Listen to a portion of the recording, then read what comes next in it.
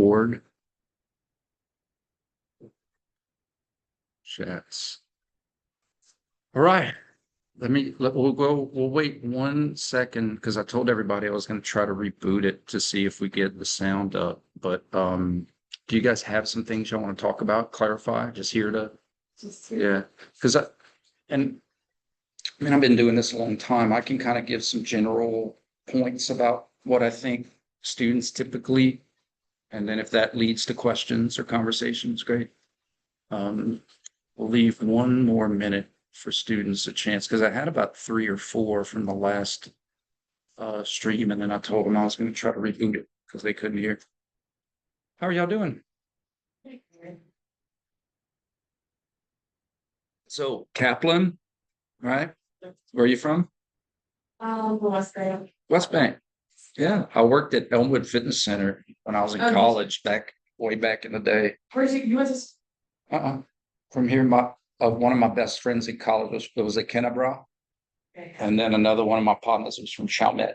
Oh, okay. And so during the summertime, I'd work at children's camp in New Iberia, and on the weekends I'd go work at Elmwood just to try to make some extra money. It's so. And then that was a girl I was dating. Hey, how's it going? There's a girl I was dating who lived on the West Bank. So I'd take the Huey P, but they were doing construction, so it was one way. So after I'd and I'm from a little small town, so Delcom got one red light and it changes colors like twice a day, you know. So that was good times. Good times. Good time. How's it going? Good.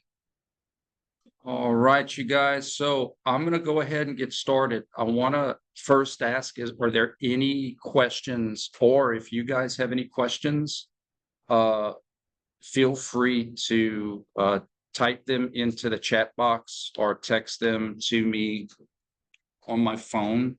Also, because this is kind of halfway, I'll kind of start off. I'll take it joint by joint on the progression that you've been learning, emphasize a few things for you generally, and then if you have follow-up questions, so if I'm going to run in my office and grab my skateboard because I really love the skateboard as an analogy for the ankle and stuff too. Be right back.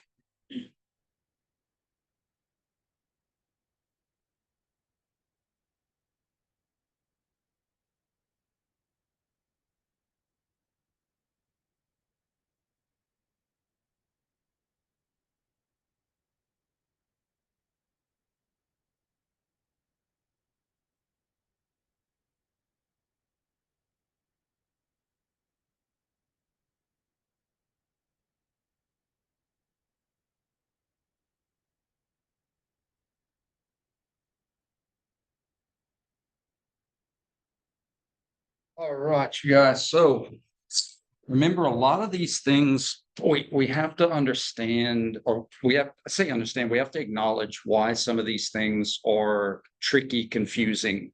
And that is because this language of human motion, we have been speaking or being spoken to our whole lives by people who aren't trained in this topic, nor should they be. I mean, if you're just going to exercise and you've never taken a KNES class or haven't, that's okay. You're not telling everybody you shouldn't exercise without a degree. Just like when some of us were kids, who were our coaches when we were in little leagues? Our parents. They didn't have to have coaching degrees to coach us up. So I'm not on a stump saying you have to. Of course not. It just explains why a lot of misconceptions and bad verbiage get into our brains. We're Pavlovian. Ring the bell, we salivate. So growing up, when you hear sprained ankle, any injury to the foot was a sprained ankle. And then it should have made not sense to hear high ankle sprain. What's high about it? That's like, have you ever heard of a high elbow sprain? The elbows. So what that is that the ankle itself are the wheels for our lower extremity. So the wheels that make us go. But the wobble, the balance is not in the same place. It's underneath it, the subtalar joint. So you have these tarsal bones that you guys know, and those tarsal bones shift and glide, and that's under the talus. So the talus would be like, here's the talus bone, and then here's the socket formed by the tibia and the fibula. And the talus's job is really to serve as a wheel when you're walking, when you're running. The wobble underneath the talus is meant to serve as your balance.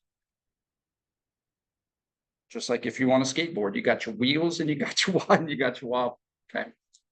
They are in the same capsule. All of your joints have these water balloon capsules that just like you change the oil in your car, your body puts fluid in there to reduce friction and try to make the moving of solid points less frictiony. So they're in the same apartment complex, but they don't live in the same apartment. Okay. So ankle is plantar and dorsi. Remember, there's two different forms of flexion. You could get into fetal with your feet on the ground, and you could get into fetal with your feet off of the ground. Does anybody need me to explain that again, or do you remember from my lectures about the two different kinds of fetal? Okay, that's pretty cool. That I can get into a ball when I'm standing, or I can get into a ball when I'm laying down. So there's no rule breaking. It's just two different forms of getting into fetal position. But where the dorsi and plantar flexion happen is the true ankle joint. So when someone says you have a high ankle sprain, the only reason we had to start doing that is because ankle meant anything. But a high ankle sprain is a true ankle sprain. That's a sprain of your wheel.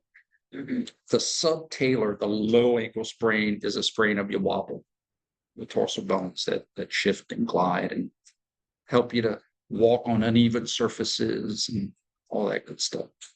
Okay. So for the subtalar joint, our two motions that we're going to be accountable for our class is how the sum total of the little bits of the shifts of those subtalar and tarsal joints summate medially or summate laterally, more to the inside, more to the outside, mostly frontal plane. When we shift medially or more to the inside, we call that inversion. And when we shift laterally or more to the outside, we call that eversion. And there's some illusions, right? It looks like it's moving and it is. Those are our favorites. Now, the best ones are, it looks like it's not moving and it's not. Those are great questions. So with our illusions, it looks like, let me see if I can do this. It looks like it's not moving, but it is. That would be an example of if you were stretching. Let's see if I can get the camera off of cloud function. Might need some help for this.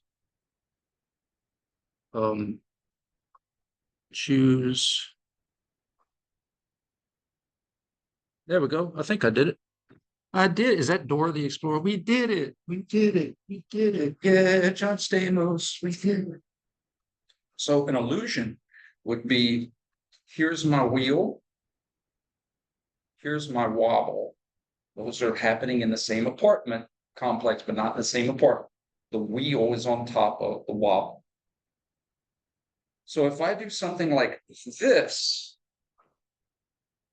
you guys were introduced to seeing motion only one way. Door moves about the wall, open, close.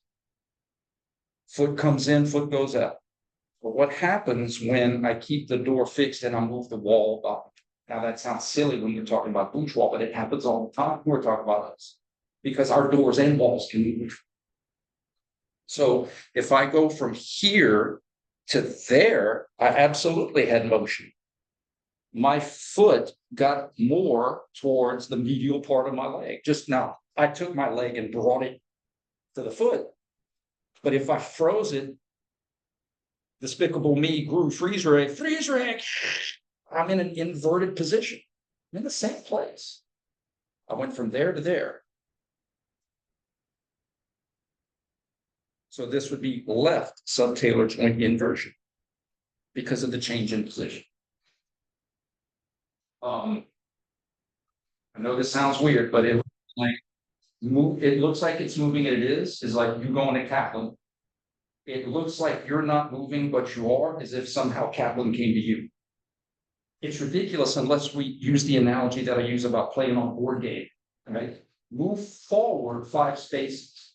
Well, technically, I could move the small piece forward 5 spaces, but I could also go forward by moving the board back. That's what I mean by that. That from here to there is the same thing as from here to there. Moving the piece about the board or moving the board about the piece. It looks different because they have different global spins, but they have the exact same local spin. Here's a big, more prominent example of different global spins, but the same local spin. I'll use shoulder. If I start here and I do this, right shoulder horizontal abduction, just an example. Right shoulder horizontal abduction, this door went this way, right? If I'm looking at a clock like this, clockwise. Well, for the same motion, if I move the clock, it would actually be this way to get me to the same place. This is the same as this. And it makes sense because if both this and this move the same way, I wouldn't move my shoulder at all. They have to move in opposition. Cap and bottle, you heard me say that? If you just move the cap and bottle together, you're going to get no drink. They have to move in opposition. We only say lefty loosey, righty tighty, though, because in engineering, in the mechanical world, you always move the small piece about the big piece. You got to hold on to the big piece. But again, in our human body, we can move big pieces about small pieces all the time. So it messes with our brains. All right. Any follow-up questions about ankle and subtalar joint? You have plantar dorsi invert for the ankle, inversion, eversion for the subtalar. Now think about it, guys. If this was your wheel, you don't want this. Like it's a bad day. It makes sense that you want. Who's ever sprained their ankle? Right? You ever notice, even with if a low ankle sprain, you can still run forward. It's when you go side to side, right? The reason you could still run forward is because the wheel's cool. The wheel's not a problem. It's stuff that's where. All right. You want to move to the knee? Okay. The knee is a modified hinge joint. Just like the elbow in its hinge factor, where you can get more in the fetal, less in the fetal. The modification is when the knee is flexed. So in a flexed position, more in the fetal than anatomical, the knee unlocks and it allows some rotation, some moderate rotation. The reason for that is so that you don't rip your knee up as much as you potentially could. When we cut and plant, there's tremendous torsion happening at the knee. And rarely in an athletic or life-saving or military operation or even playing in the yard, you're probably not going to cut and plant with a straight leg. I can imagine. By flexing your knee, you can push, you can use your quads and your hamstrings to push into the ground, interlock your foot with the ground, and generate more force to change your direction. But the cost of that is when you flex your knee and twist, there's tremendous torsion, twisting forces happening. So if our knee was like our elbow and didn't rotate a little bit, every time we would do this, we would probably benefit. So our knee gives a little bit of rotation. Our knee is flexed so that we don't have as many knee elbows.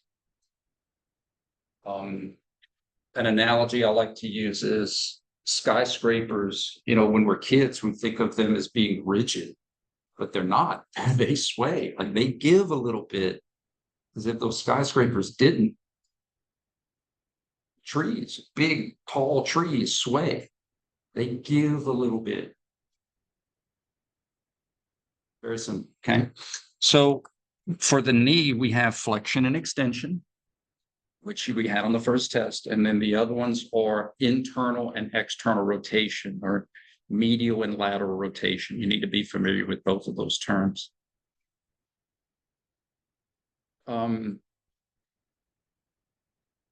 Did you guys watch the video where I explained the concept of how those words got their names, or do you want me to go over it again? You want to go over it again? Okay. I'm a learner where you gotta give me something. You gotta tell me why. Don't just tell me it's, something without an explanation. So here's the whys. Think about what we already know. If you asked a child, do a front roll or a back roll, cartwheel to your right, cartwheel to your left, to my right, to my left. And then you ask the kid, all right, now spin to your right. They're probably going to do this. Spin to your left. Every now and then you get one from Delta that might not know their rights from their lefts, but generally, does that make sense? Now we have two kids in this situation, my knees. And if you heard me in the videos, your appendages are mirrored concepts. What I mean by that is you look at this knee in a mirror. So this is a mirror. And so this knee is seeing itself.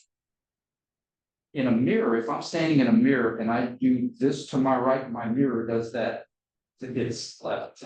But if I do this to the mirror side's going to do that. True? Because those are the same motions.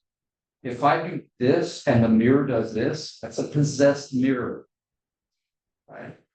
Some bad stuff in that mirror. You've got to get out of that house. So does it make sense? The mirror effect. So what I'm saying is that these two motions are the same thing happening at the knees.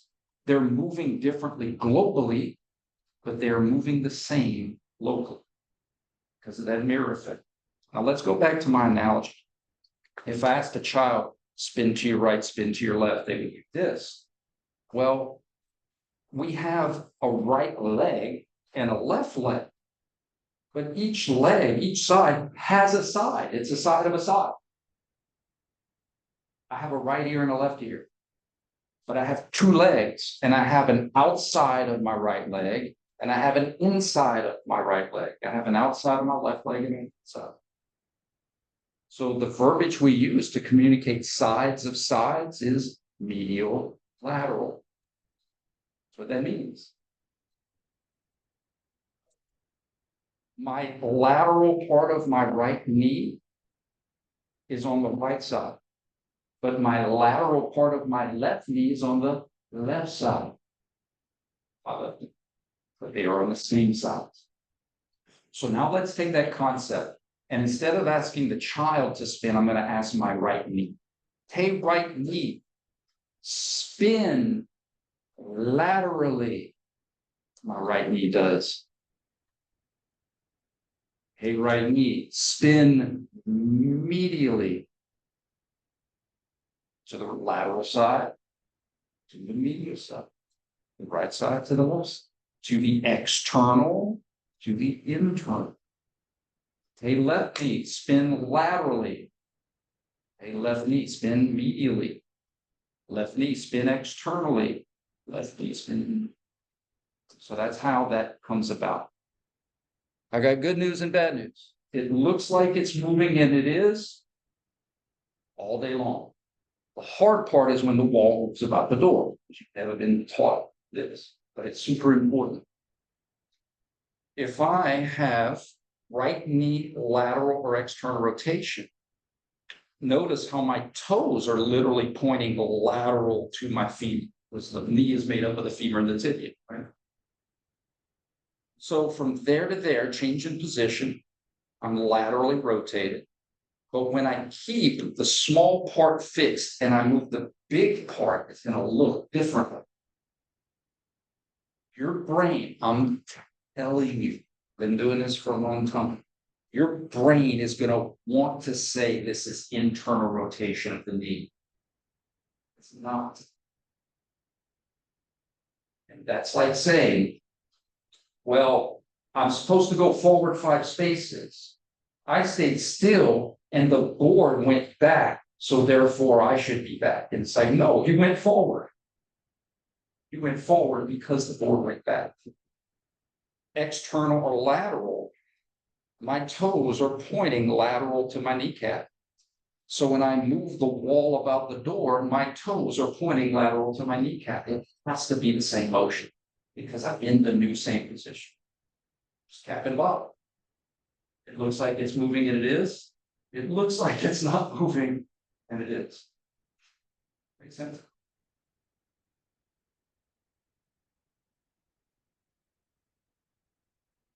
Any questions? Every now and then I'll come check, okay?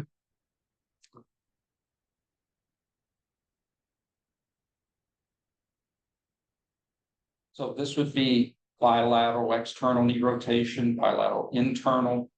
Some people might think this is the same motion. Like windshield wipers. It's not. My left internal, my right external. My left external, my right internal. They look the same globally. The joint motions are locally referenced to us, not the right. Any follow-up questions on that?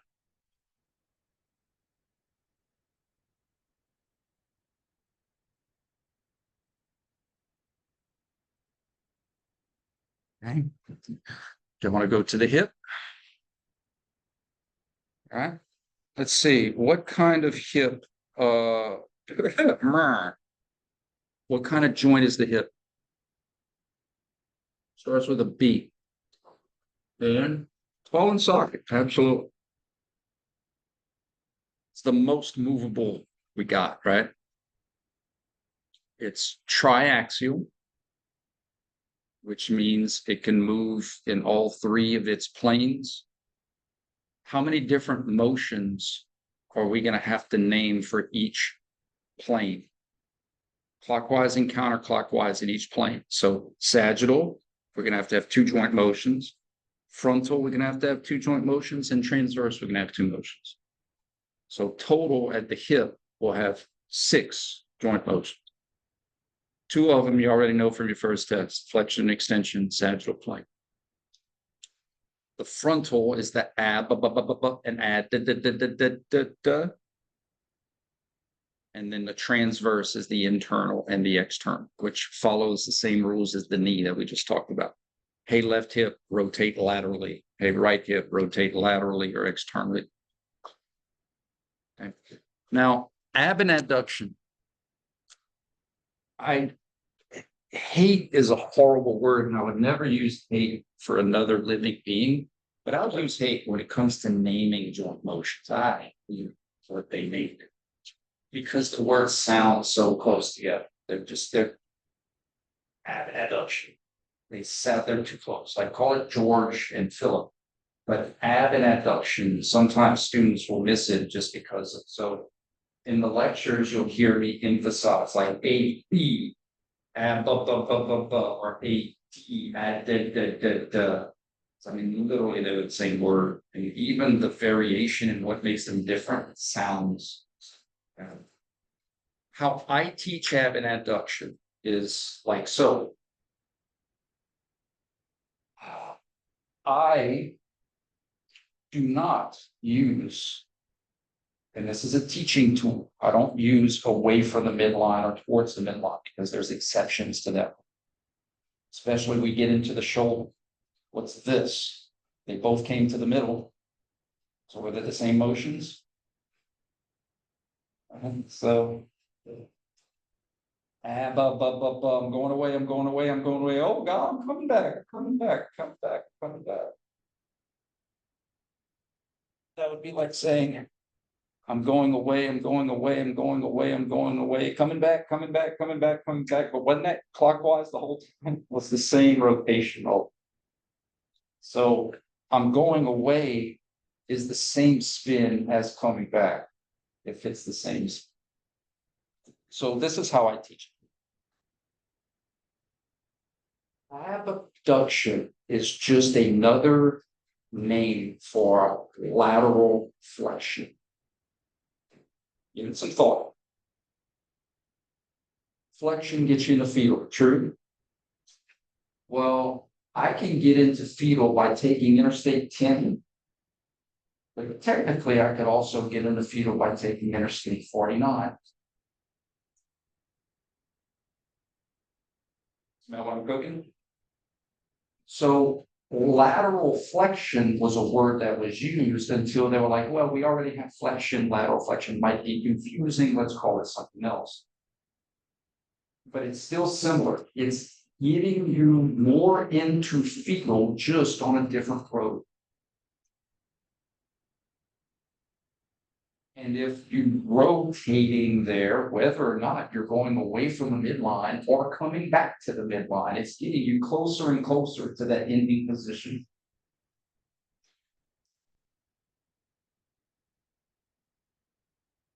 Where this gets super confusing, checking for comments, is especially with the hips. Because for our hips, our shoulders, our trunk kind of is in the way, but there's nothing down here to prevent us from adducting from anatomical position. So when we get into things like, well, abduction is going away. Well, I went away here and I also went away there. So where are we going to go? Going here gets me closer to lateral fetal, or at least fetal in the frontal plane to help get, let's think about it. Apple, banana, sledgehammer. I mean, the sagittal and the frontal have some similarities, and the transverse is really different. So gets me further away. Add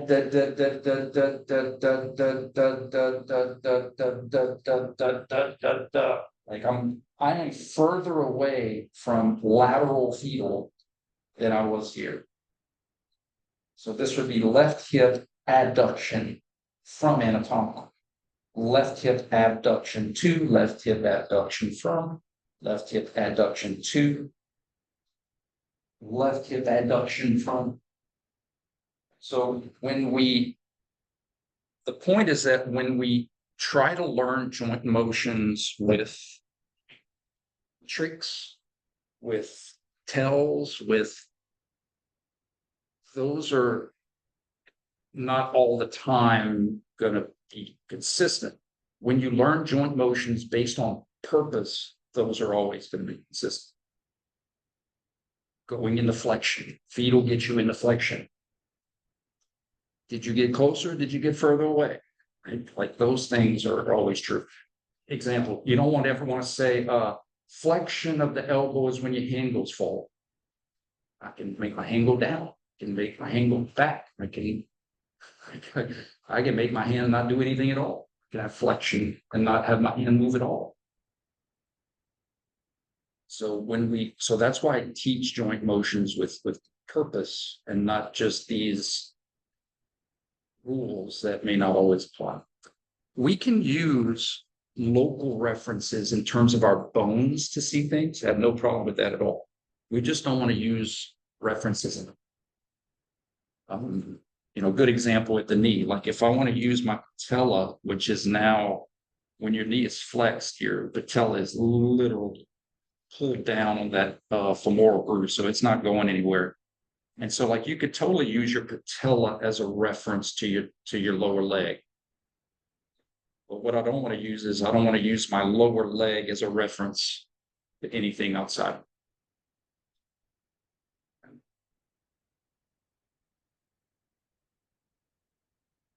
In other words, in the videos, you see when we start to get into the pelvic girdle rotations, you'll see me use hands a lot for local references. So in other words, here's anatomical position.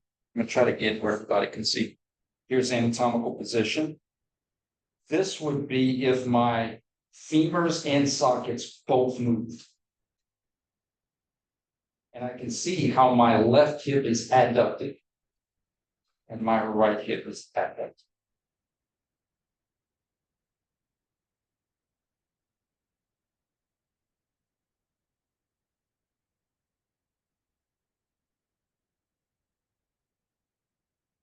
See stuff like this when I do transverse.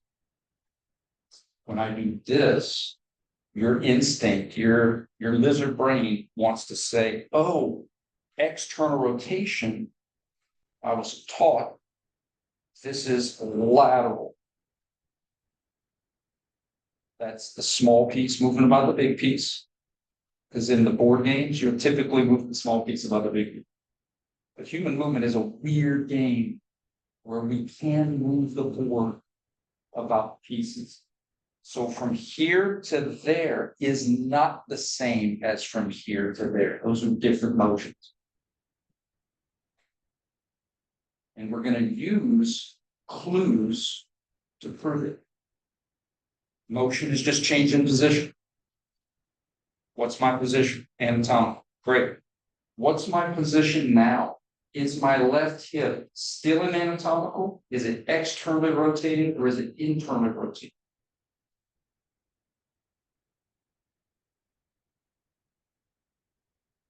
Do a thought experiment. I could say, hey, left hip, go back home, but do it like I'm used to seeing it move.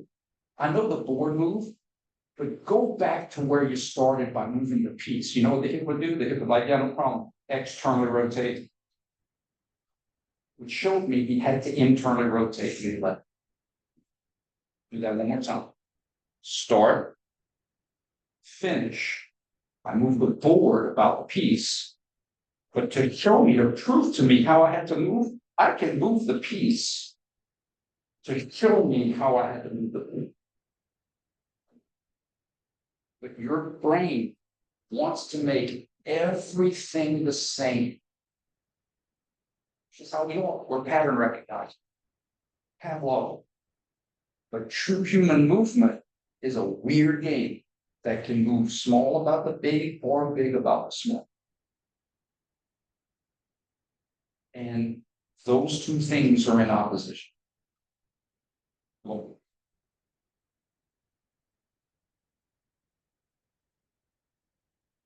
watch. Let's say I wanted to use. Do we agree that let's try to get here. Do we agree that this is clockwise? Okay. So I will go from 6 to 8. I went 10 minutes of clockwise rotation. The motion is clockwise. Okay. And we know clockwise is like this, right? Check this question out. Did I move clockwise? In other words, this is clockwise. So I'm asking, is this clockwise? It's a fun question. And the answer is yes, because it got me to the same place. If Kaplan is south of here, if we're in Lafayette and this is Kaplan, you traveled south, whether you went to Kaplan or if Kaplan went to you. If you got to the same place, you had to be moving the same way relative to you and Kaplan. Does that make sense? So that's why this is left hip abduction. And this is also left hip abduction. Because I got to the same place. Here I'm moving the clock hand. Here I'm keeping the clock hand straight and I'm moving the clock. It's the same thing. But our clocks, our clockwise and clockwise is relative to us. It's not a global thing. It's a local thing between these bones that make up the hand and make up the clock.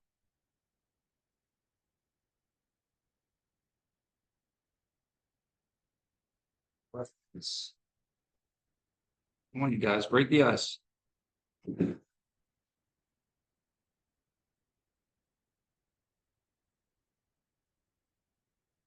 got it like this. First test. This is why I do this on the first test. I gotta lead you into the deep waters. Right now, hopefully you have no problem in saying right hip flexion, right hip flexion. It's the same thing, just in a different plane. Left hip abduction, left hip abduction. It literally is the same concept. I'm getting old, but let me see if I can do it. Here is like here. And here is like here. It's the same thing, just in a different tone.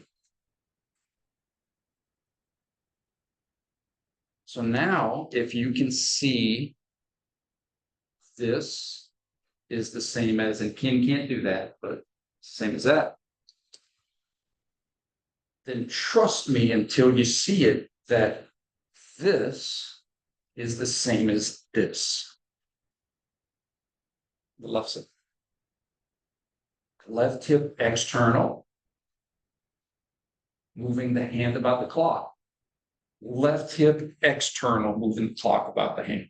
It gets me to the same place. Notice, when I do this, my toes are pointing out. My toes are pointing out. Same place. Hey, left hip, I want you to come back home. Left hip's like, I have to internally rotate to go back home. So that tells me you have to externally rotate when you left. If you fell asleep and you left Kaplan and you ended up in Lake Arthur, you don't have to know how you travel to know where you're at. And how you have to move to go home proves how you had to travel when you left home. Does that make sense? In other words, if I got to go east to go back home, I had to go west. Same concept. If I'm not sure how I moved when I left, maybe I was sleeping, metaphor in the question, no problem. How would I have to move to go back to anatomy? Shows me how I had to move when I left. If seeing it is easier from the small piece, acknowledge, oh, big piece moved about the small piece. But for me to figure it out, I'm going to go back to moving my small piece. Makes sense? Let's do both feet on the ground.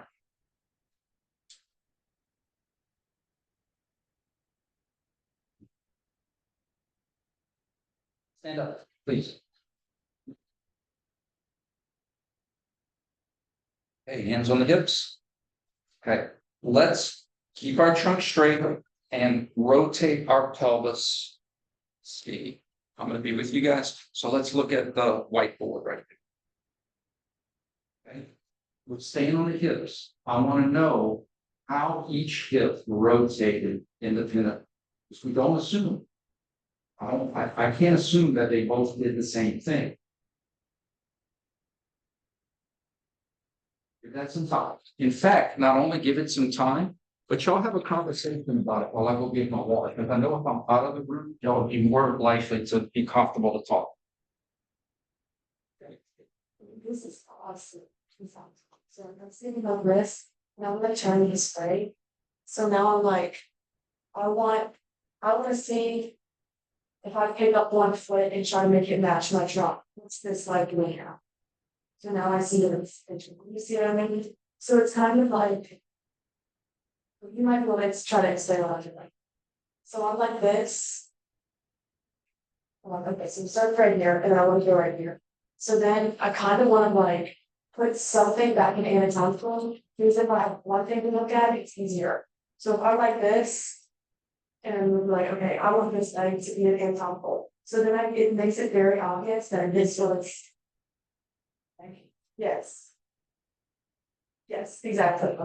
I'm gonna ask you, I'm trying to like visualize the actual hip one. So like the distance kind of pigeon toes and that the bone like through the plane. Yeah. Okay, tell me if this makes sense. Yeah. This is what this. I told you guys I'd come alive. Okay, so I'm like this and we turn like this, right? Yeah. In my head, I'm like, okay, I want to get as much as possible into anatomical position so that I can understand like it'll make me see this one better. So I'm like this and I'm like, okay, I want this leg to match my trunk. Okay. And then it's much more obvious that this is turned this way. Does that make sense? Absolutely. Okay, that's what we're showing them. That's a good teaching tool. To me, that helps it make sense. Absolutely. So what is it? Internal. There you internal, go, this one's there you go, internal. yeah, Yes. yeah, absolutely. That's The cool. only thing that we just want to caution you on is when you do that, make sure you emphasize, don't move something on accident Yeah, while you're moving something else, especially when you get to radial joint stuff. Awesome. Just be careful, keep it fixed and move everything else to just isolate that. And then when you're done with this one, then do the other one. That's why I emphasize joint by joint, joint by joint. We don't assume the pelvis did one thing, but those hips didn't.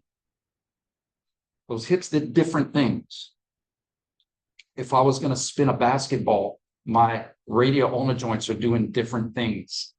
To get something to spin, you want what we call a force couple. You want two different forces working together to spin the merry-go-round.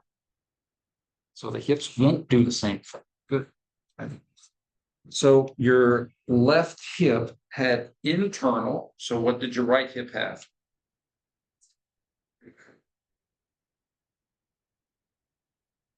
Using your concept. Yeah. What the right hip?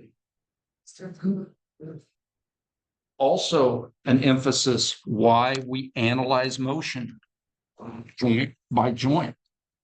On the test, it is not. If I said, give me the color in the letter, like we were in Sesame Street, and the answer was like orange number 7. And I asked you for the color and the letter. You might have got the letter right, but if you didn't get the color right, you might need to test you for color block. You can't get it right if you just say, oh, that was hip internal and hip external rotation. Think about that for a second. Because how do I know, you know, which hip did what? The left hip did this, the right hip did that. Maybe they both did, but that's why we do it that way. Because we don't assume joint by joint. And to me, that's comforting. Like if you have a process, all right, he's asking me about the left hip. I don't give a care if he's singing YMCA. If he's asking about the left hip, none of this matters. Human motion's crazy complicated, but it doesn't have to be because it's only just so many knobs we can turn. But when you move a lot of different knobs, simple knobs at the same time, you can make crazy artwork on an etch a sketch. But it's only simple knobs that can only do simple things.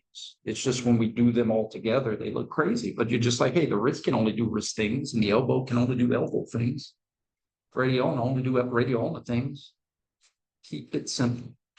Okay. All right. How about this?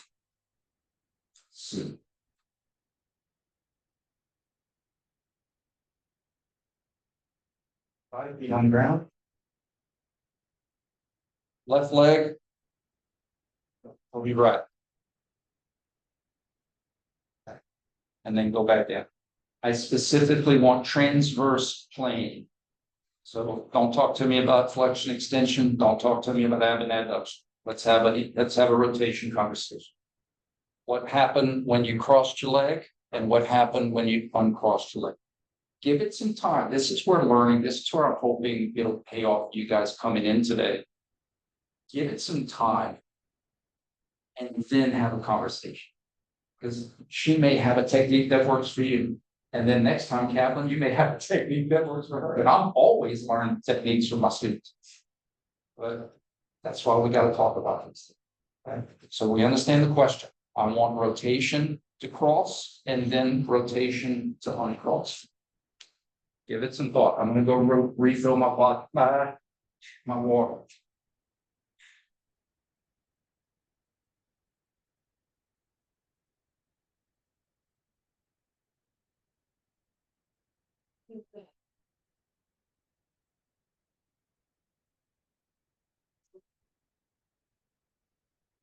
Right now. So extra. You're trying to use the arms that then come from. So, yeah.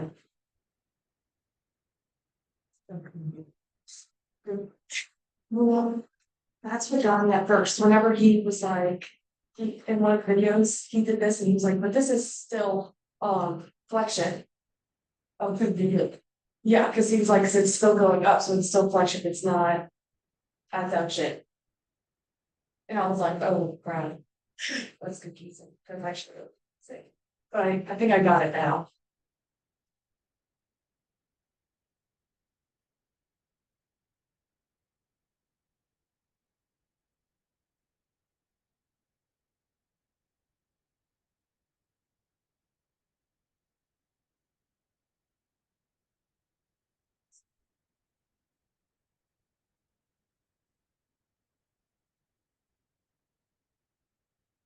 Trying to follow where the heat is going. But if I'm correcting that. You get tripped up and it's, yeah, that coming down, you're thinking, just turn on the computer. Yeah, exactly. Yeah. Sure. You see why it might be confusing, right? Okay. So when we cross our legs, what motion is that? External, good. Now we want to be specific. Which leg did you cross? Did you use your left, left, left? Right hip external, left hip external, the side, the joint, and then the motion. Left hip external, left hip internal. It's important to me. I learn better by seeing the potholes in the roads. Like, all right, there's a pothole in the road. Therefore, I know how to navigate around. The pothole in the road is that your brain wants to make everything global.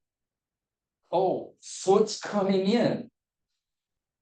Because remember, when my knee was straight, oh, foot's coming in. It has nothing to do with the foot. Foot is the foot, man. Goes in.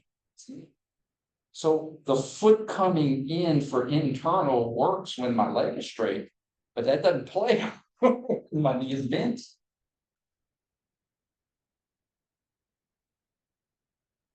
External.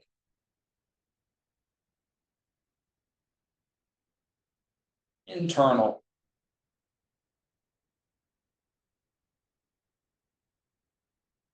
Right.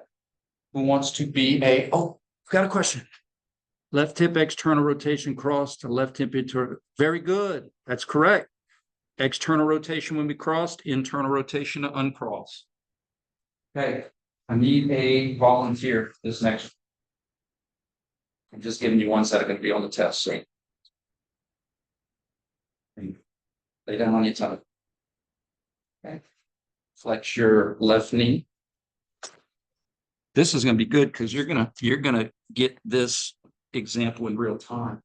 Now, so again, we're playing the same illusion, but just in a different position. It doesn't make the illusion different, but it does our brain. Like our brain is like, oh, this is something totally new, but it's not. So if we do this, I want you to give it some thought and tell me, did you internally or externally rotate? Don't answer it right away. Give it some thought. Here's the change of position. Start position. Finish. And how did your hip rotate to get you from where you started to where you finished? You don't have to tell me the answer, but do you have an answer? Yes. Do you have an answer?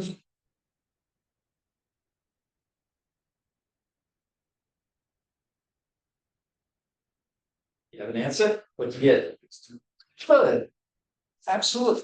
And in that, like, that's encouraging. Like, you didn't have to guess. You're like, okay, I started here. Where did I end up? Oh, I'm externally rotated. The only way to go from anatomical to being externally rotated is to have external rotation. Absolutely. That darn foot is messing with your brain because you're like, oh, foot's coming in. If we're analyzing the hip, all we care about are the bones that make up it. So everything else is distraction. Everything else is trying to mess with us. Everything else is for people who are not trained in this. Didn't make the mistakes.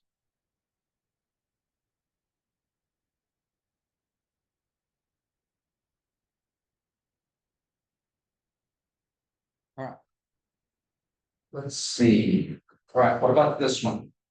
Let's go frontal plane.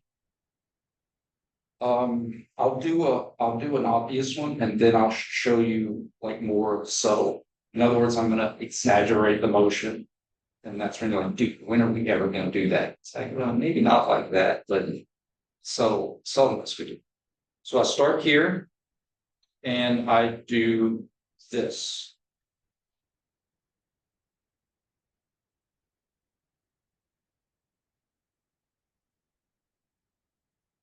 These are the training wheels, right?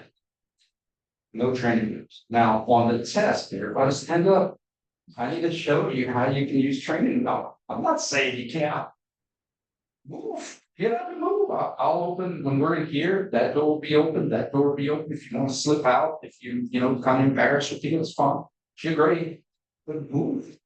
Okay, so we're here, and imagine we're a little teapot. We're gonna pour out the right side. Okay. Did anybody get into pelvic girdle rotations?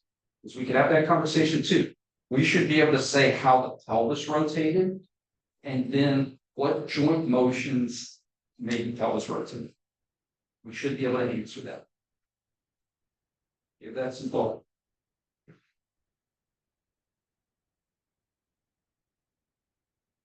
Little teapot, short, it's down. Yeah. There's all of that.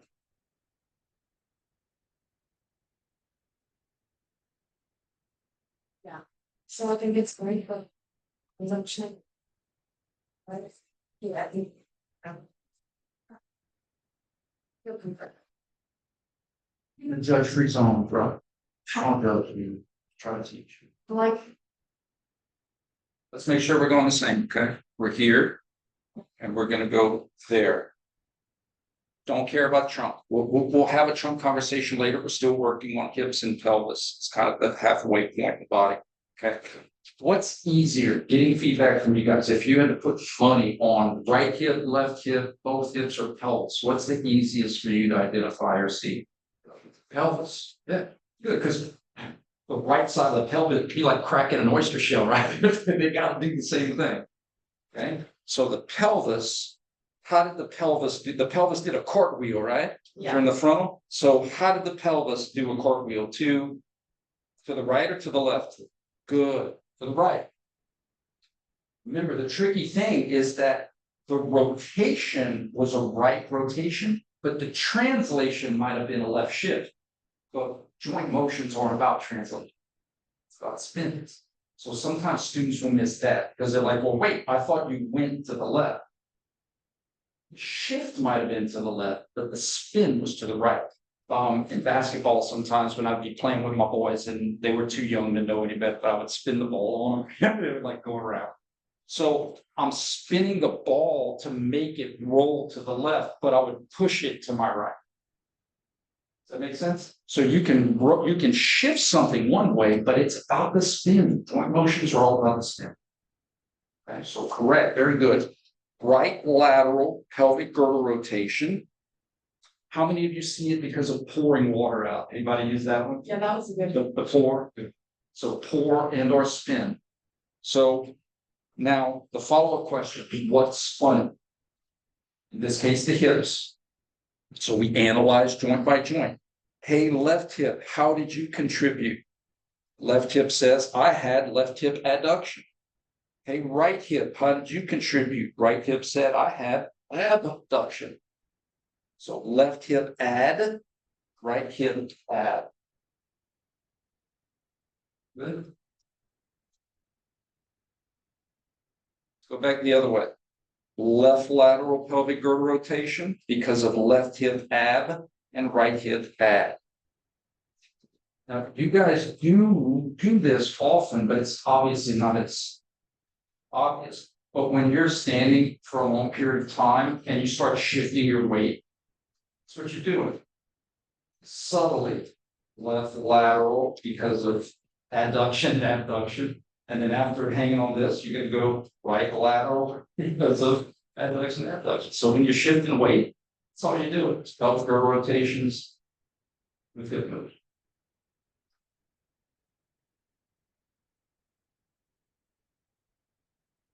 And that's gonna be important for you guys, any future therapists. Pelvic floor rehab is really growing very important. So be able to see how the pelvic girdle moves and is in position because of trunk and hips, very good. And it's not easy because at least our appendages are out here. In baseball, I worked softball in college, but I was a baseball player. And I would joke with the girls, I was like, look, man, in baseball, at least when we're trying to pick up a ball and we're throwing it out here, you ladies are tossing, it's like popping out of a magical, like I took BP a couple of times, I was like, I'm out, I'm on this. But just because it's more difficult doesn't make it less important. That's why we should delve into this stuff, because it's hidden, but there's still clues to be seen. All right, how about we do, while we're doing pelvic girdle, let's do transfer stuff, okay? So, both hips, right transverse pelvic girdle rotation, identify motion of the hips. So if I give on the test, if I say you're standing and you go, I won't even show it to you. You're standing and you undergo left transverse pelvic girdle rotation, both left transverse pelvic girdle rotation. Which of the following hip motions must occur? And again, you can answer it however you want. I just want right answers. So you can approach it if you want to do your trick for the left and then start over and do your trick for the right. I just want you to see it. How you see it, how you find the answer. I always know what happens, but sometimes I forget the right words to use. Okay. Like the correct word to use is left hip. Regular like internal rotation. So it's left hip internal rotation, right? That's the right way to say that. Yes. Okay. The motion would be left hip internal rotation. Okay. Think of it, one way to think of it is Johnny. So like, there's a lot of different awards. I'm just trying to think of analogies, but like every school might have a student of the year or some kind of award. So to communicate who specifically got that award, it's this school, this class, this person. So knowing that we have multiple hips, multiple elbows, multiple motions, a lot of error. Left hip did what? Left hip had sound like a caveman. Yeah. Left hip internalization, right? Yeah. But it's communication. It's saying this particular joint. It's so different in biology when you guys had to identify, like, hey, which bone is this? Is this right or is this left? Similar. It's, hey, this left joint did this motion, or this left joint is in this position. But what we can't do is just say internal rotation. Well, my shoulder internally rotates, my knee internally rotates. I got a lot of things that. I think my thing is that like if you had on test left hip internal rotation and then left hip inversion, I would be like, what is, but that's not the same thing, right? Exactly. I'm so glad you asked that question. That would be like saying, which of the following is the number 4? Yeah. And I have the number 3, the number 4, and I have the letter G and I have the letter H. Yeah.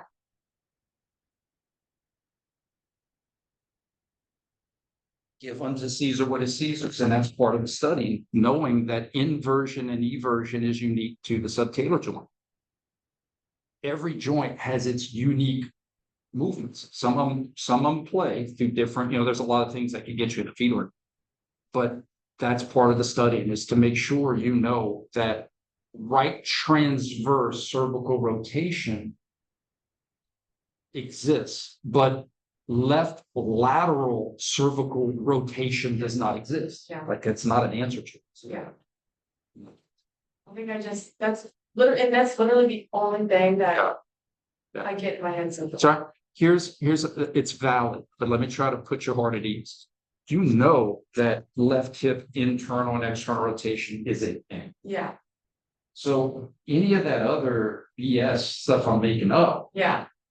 if it can be one of them, then it can't be any of the other. Yeah. Because I'm not gonna do, I used to do that back in my evening days, foot, none of these, all of this.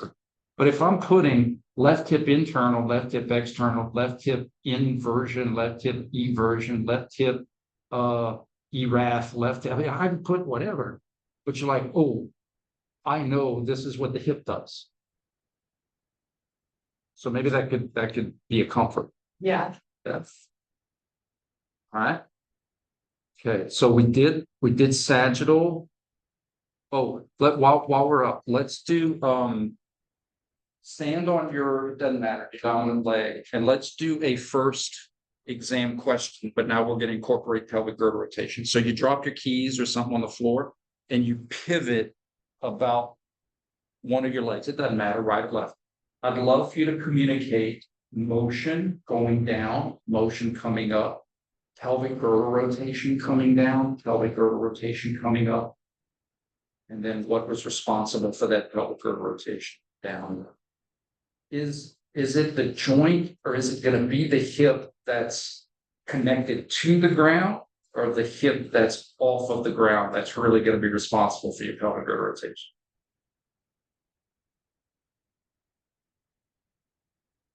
Maybe apply it to muscles. Right? So you're picking up your keys.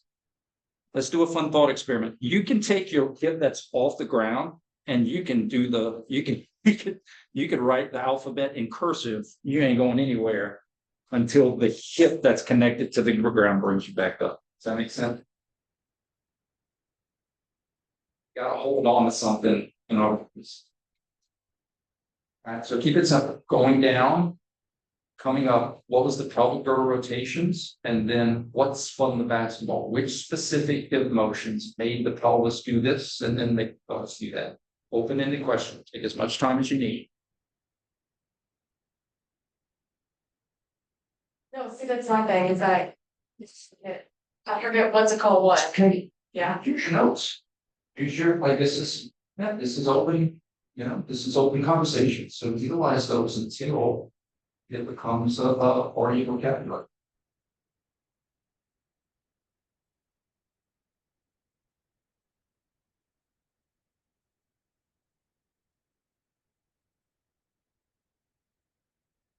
Nobody's saying you can't look at your notes for now.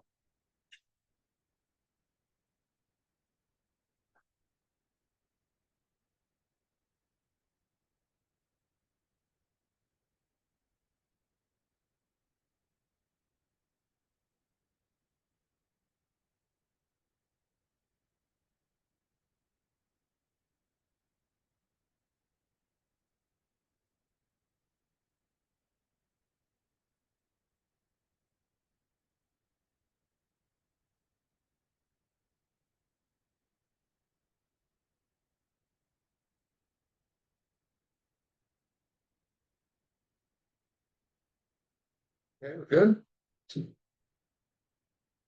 Okay, coming down to pick up, and again, it's what am I asking? So this particular question, identify the pelvic girdle rotation going down to get the keys. Would the pelvis be doing a front roll, a back roll, cartwheel, spin? Anterior, yeah. Good. Anterior pelvic girdle rotation. See that? So I like to, there's an old video during the thing that shall not be named a few years ago where we had to learn virtually. And I used this pumpkin. And I think the pumpkin worked pretty well because the pumpkin, and in your notes, I have the penguin in the pelvis. Is I want you to see the eyes. Like if you had eyes here, and I want you to literally visualize how you would do this. You would be doing a front roll. That has to be hip and pelvis. Check this example out. Stand up straight. Do not move your pelvis. Nothing's pouring. Now flex your trunk and see how far that takes you just moving your trunk. Not much. Makes sense. When you have all kind of vertebra that are trying to maintain vessels and nerves, you watch your trunk doing some of the stuff. So a lot of times we give credit to the trunk for all of this. It's our pelvis moving around. So yes, anterior pelvic girdle rotation going down, posterior pelvic girdle rotation coming up. And that was 100% because of your right hip. The left hip, you know what it's like? It's like if you ever have a niece, cousin, little brother, sister, and you're messing with them, and you pick them up off the ground and they're trying to get away, their little legs are just like they can't go anywhere. It's like literally trying to run. If you're not connected. So the leg that's up in the air, I'm not saying this hip can't flex, extend, do all that kind of stuff, but this hip up here isn't affecting my pelvic girdle. This one is. The posterior pelvic girdle rotation isn't happening until my right hip extends.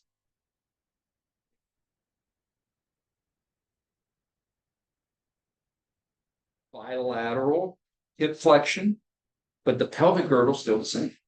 The spin is still the same. So in other words, there's no right anterior pelvic. It's just anterior, posterior, whether it's because of both, right? That doesn't matter. Bucket doing this.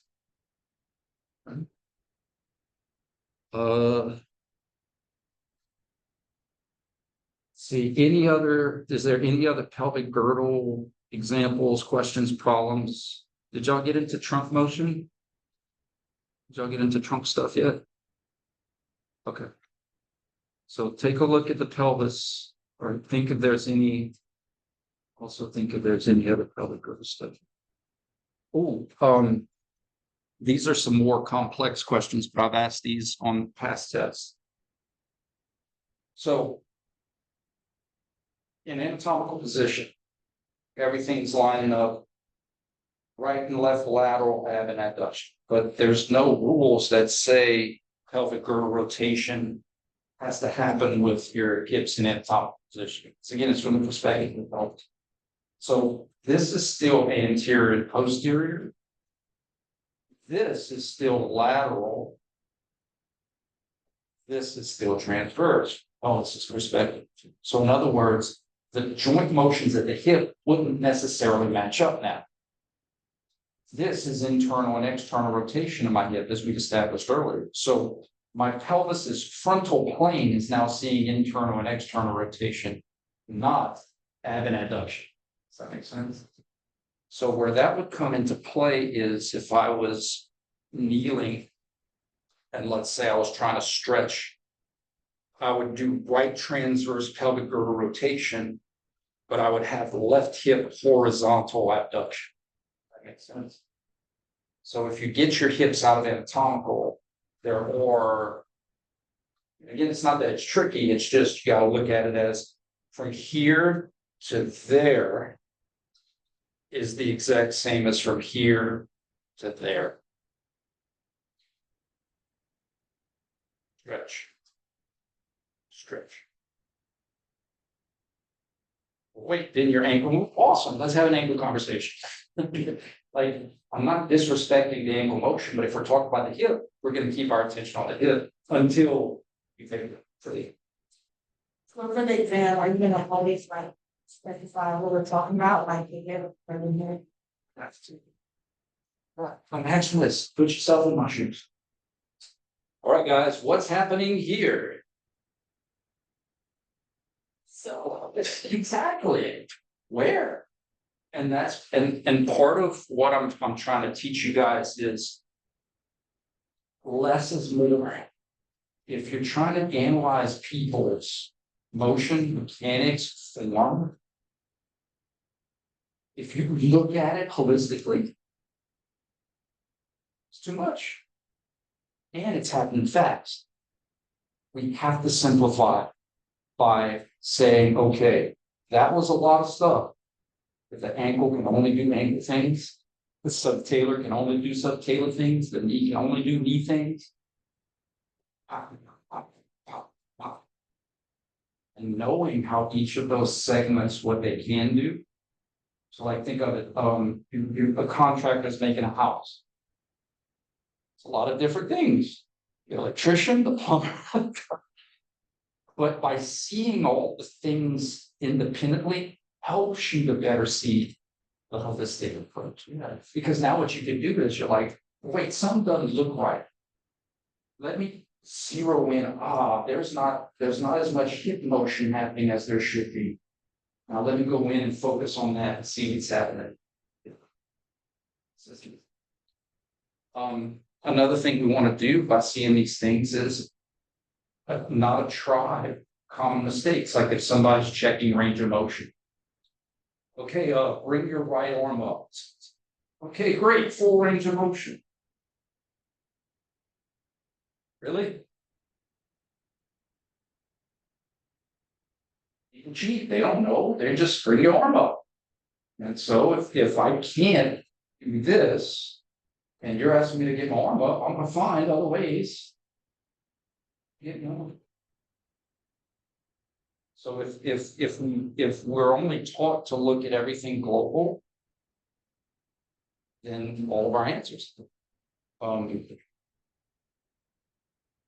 So that's part of also, what we're trying to learn too is don't look at the end result. Look at the different pieces that got the end result and make sure those make sense. Another example. Come back down one more time. This will be good. Where are you from? From Eunice. We got the whole state representative. Okay, flex that knee. Watch this how cool that is. I think this is going to be cool coming to class. So if I'll check your range of motion, a lot of young students and clinicians are like, okay, I'm going to check your hip range of motion. And they're only looking at this foot relative to the ring, like a clock. So if I say, okay, your internal rotation should be 45 degrees, halfway. It's fine. Let's check that. Oh, look, 45. But what happened here? That pelvis coming up. See what I mean? So if all I did was look at this lower leg as a function of the room, he's going to cheat and compensate and be like, wow, look at all that range of motion. My dad I can't even do this without his whole pelvis coming up. Right? And so also, if you're trying to stretch somebody, knowing that they're going to try to cheat and compensate because of a cheap range of motion, maybe you want to push this part down, right? To keep it down so that you can really get that internal rotation. Because if you don't, look at that. So you feel it coming up.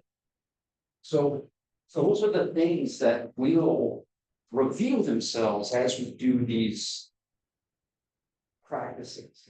Because even though they're different joints, the concepts are consistent. These illusions and looking at things from the relative angles of the joints and the bones.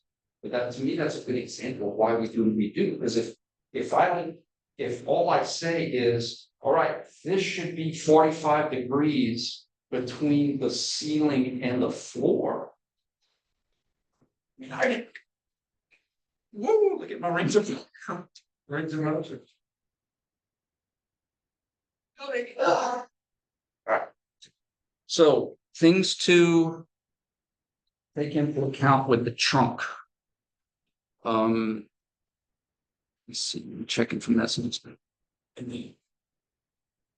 The trunk is like a tree. I like to think of it a few different ways. I like to do the slinky. You can see me use the slinky.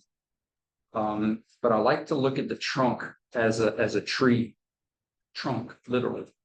Because the tree trunk has to bend but not break. The tree trunk has a lot of life running through it. Water, nutrients, just like us, nerves, veins, arteries.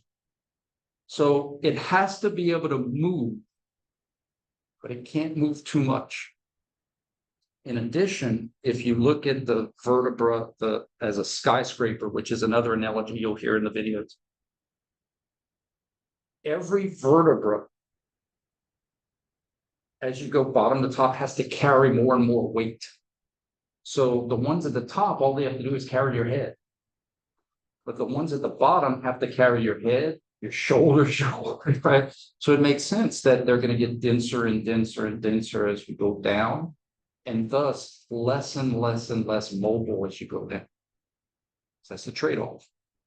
The ones at top can move like crazy, but they don't have to carry the all the weight that they want. So the vertebra can sway sagittally. We call that flexion and extension, getting in the fetal, getting up. They can sway frontally. I'm being a tree, right? And we call that lateral bending. They used to call that lateral flexion, but now they refer to it as lateral bending, which I'm okay with. Keep flexion for the sagittal, with lateral bending. Well, how do you differentiate right and left? Right lateral, left lateral. So think of it like this. When you have two of something, like in our appendages, I can't say right of a right. This is my right knee, but the right side of my right knee is not the right side of my left knee. It's two different things, mirror effects, right? That's why I go medial and lateral. Well, when you have one of something, now we can say right and left. My right ear, my left ear. Bend to the right, bend to the left. So it's kind of cool. We only have one trunk. So now we can use like bend to the right, bend to the left, twist to the right, twist to the left. The reason we can do that is because we just have one. Okay? So flexion, extension, that's irrelevant of side. But right lateral bending and left lateral bending, bending to the right, bending to the left, swaying to the left, swaying to the left. And then in terms of where that motion is, we use reference to anatomical. Right lateral from, left lateral to, left lateral from, right lateral to, right lateral from, left lateral to.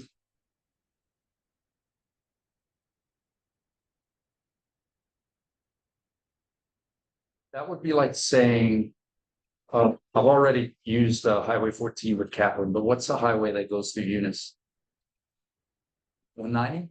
So that's like saying 190 east to Eunice, 190 east from Eunice, 190 west to Eunice, 190 west from Eunice. Right lateral bending from anatomical, left lateral bending to anatomical, left lateral bending from anatomical, right lateral bending to anatomical. Bless you. It's the same concept. Home is Eunice, anatomical position is home. When I first move, I'm going away. And I'm coming back. And I'm going away.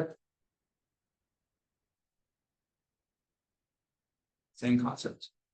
So sagittal, we got flexion and extension. Frontal, we have right and left bending. And then transverse, we have right and left rotation, spin. There's a reason for that. Apple, banana, strawberry, sledgehammer. When you go sagittal or frontal, there's more general motion. Remember on exam 1, there's more rotation and translation. I cannot take 50-pound dumbbells and do this with them because there's rotation and translation. But you know what I can do with 50-pound dumbbells? I can just spin.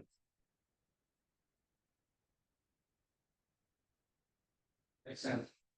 So when we hear joint motions that have rotation in the name, they're more pure rotation.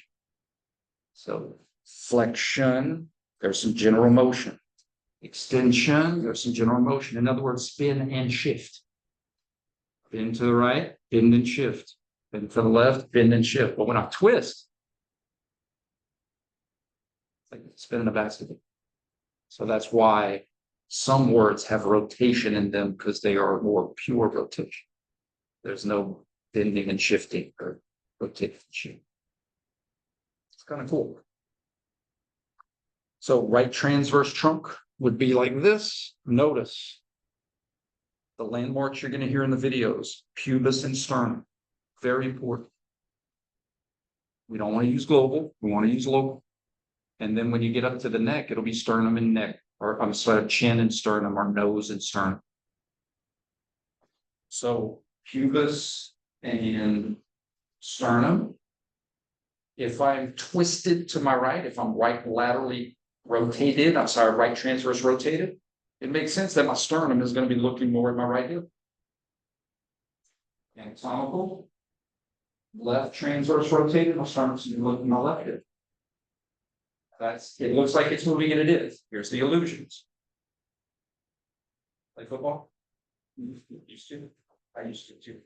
Well, if you remember, we used to do drills like this. Right? And I'm getting too old. Sternum stays straight.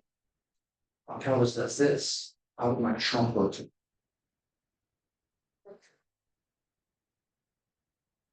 And what you did is you said, all right, there's a brain. I know what you want to say, but I'm going to use the clues that are presented in the body to confidently know what.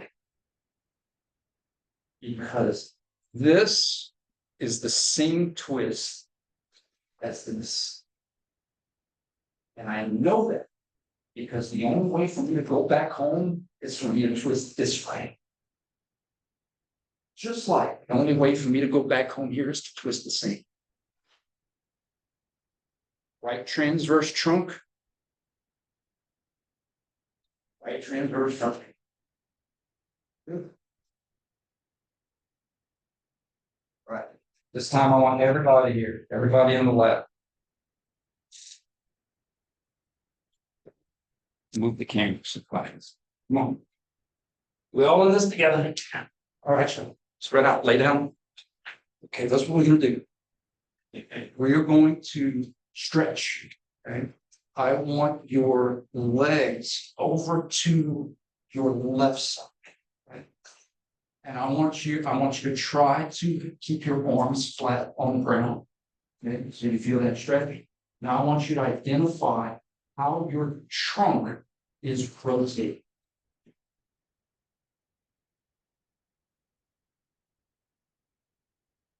Reverse. Yes. Yeah. And utilize your sternum. Which hip is my sternum looking at? Yes. Now, this might get confusing, but that's what we're working on. How did your pelvis rotate get you into that stretching position? Those things don't have to be the same. Remember, cap and bottle. So for me to rotate my trunk to my right, my pelvis had to spin to the left. And that's okay. Because what I'm not saying is my trunk rotated to the right and the left. That would sound crazy.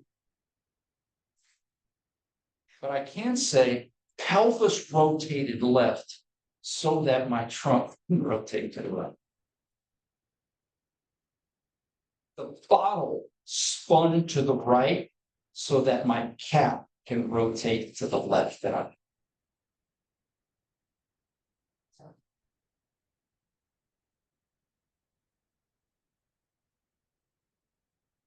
Any other questions? Are they helpful? Yeah. Al is getting to yeah. Okay. Well, I know I keep saying it, but if I'm awake, I'm checking my phone. So if y'all have questions, even if you're exercising, working out, or practicing, go do some things. And all I ask though is that you give it a try first. Like you can try to answer it first, and then say, I'm practicing, I'm doing some studying. I think it's this. Can you please confirm or it's better for learning. If you give it a shot and then you come to me and I might be like, you're right on point. Or I'm thinking, I can see why you saying that, but look at this. It's just always better to absorb that knowledge. All right, good. Anything else? Was that so? Yeah. But that's why I'm giving you 2 weeks. That's why I'm giving you 2 weeks. Because from ankle to wrist. So this first week, kind of half. But don't stress about it. The shoulders are literally just more movable hips. They follow the same rules. Same rules. flexion, extension, flexion from, extension to, extension from, flexion to, abduction, adduction, external rotation, internal rotation. It's the same rules. Don't let ESPN mess with you, like I keep saying in the videos, right? This is shoulder flexion. If you're trying to get into a ball, you're not going to be like, heads up. You know,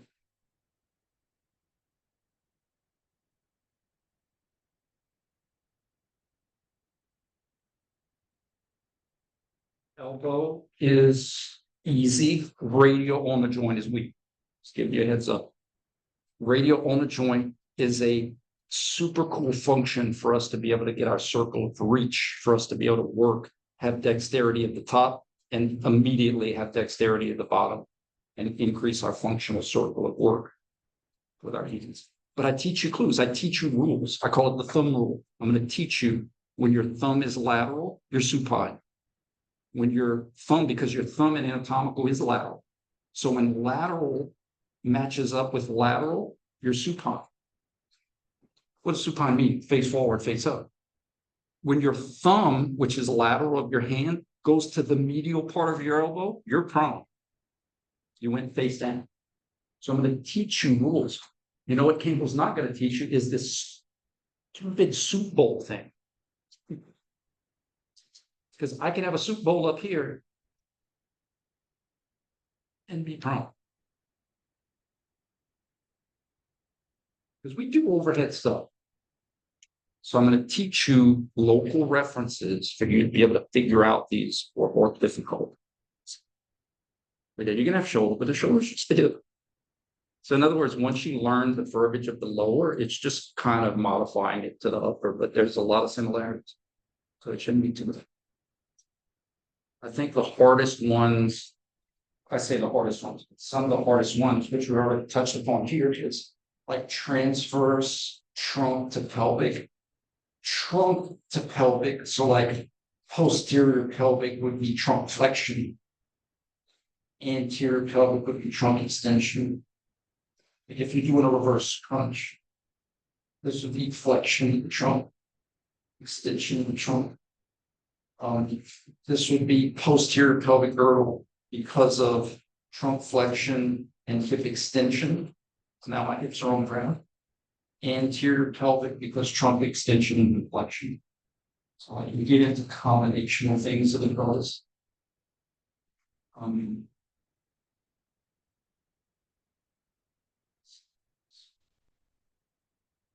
Roman chair stuff. So like if you were on a Roman chair and your feet were off the ground, like right lateral pelvic girdle, but left lateral trunk bending is what we would use in the frontal plane. It'll be, hey, hip and shoulder. Did my right hip get closer to my right shoulder? So like in this case, my left hip came up closer to my left shoulder, so I have to be bent to my left. Stuff like that. But outside of this stuff, I think the extremity stuff can be easy if you just follow our rules. I can see how this would, could be tough, but we still have clues. There's clues in the clothing. If I don't move my trunk, you're not going to see my shirt move. Look at the difference. Clues in the clothing. Any other questions, young Padawan? Oh, so you said about the shirt. Uh-huh. Yeah, that. Like I got it, but then you did that, and I was like, okay, there was no way I couldn't get that. Like once you did it, yeah. If somebody's batting and they do this, it's so easy to think that they move their trunk. They move their trunk. They move their hips and they move their pelvis. This would be.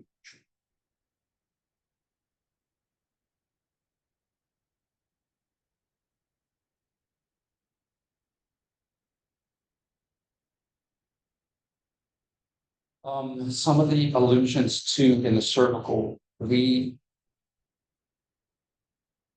move our neck and our trunk and our hips sometimes to help us see things, whether it's to keep our eyes on something or to look back.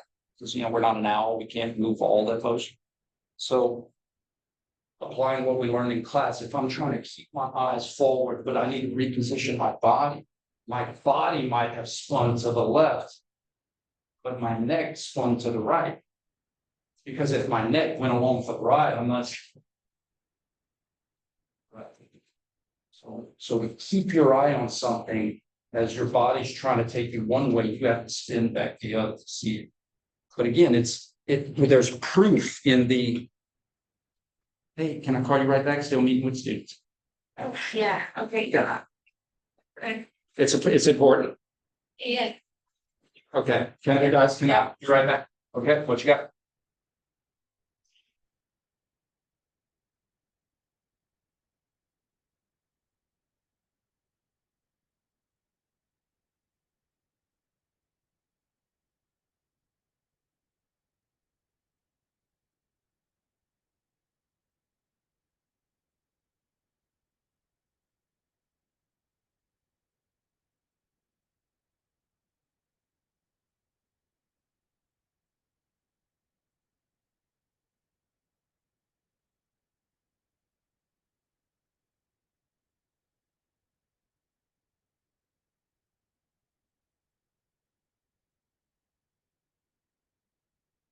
My class is over at 11, so I can run over there as soon as class is over. Okay, okay, thank you. Okay, you're welcome. See- Okay, we'll see you soon. Fundraising stuff. Okay, so one of the first illusions we talked about is we don't want to say right transverse cervical rotation is when you look to the right. And I could have a halo on my neck and still look to the right because of pelvic girdle rotation. I can look to the left because of trunk motion. So what are the clues? Chin, chest, sternum, chin, or sternum nose, because I doubt this is pretty much going to be lined up. So if my chin stays lined up with my chest, I didn't move my cervical at all.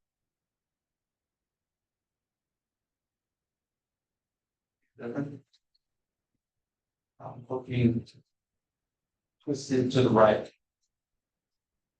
twisted to the left.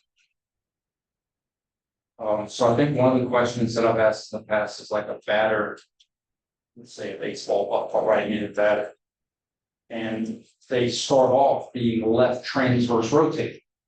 I know that because they're looking at their left shoulder. They would be an infallible. The chin would be like that. But when they swing, some students will say, well, they didn't move their head at all. And I'm like, that's fascinating. Because if they didn't move their head at all, it would look like this.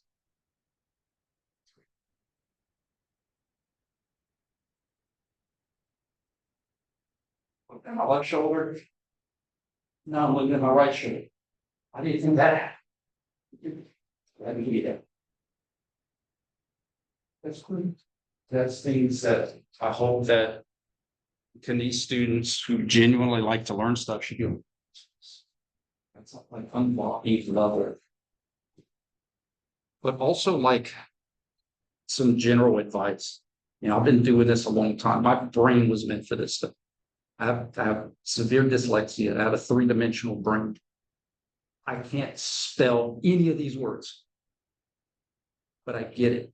And even to this day, when I'm assessing movements to my peers, my mentor, she'll ask me some questions, start from the beginning. Where were you at? Just like a detective. What's the position?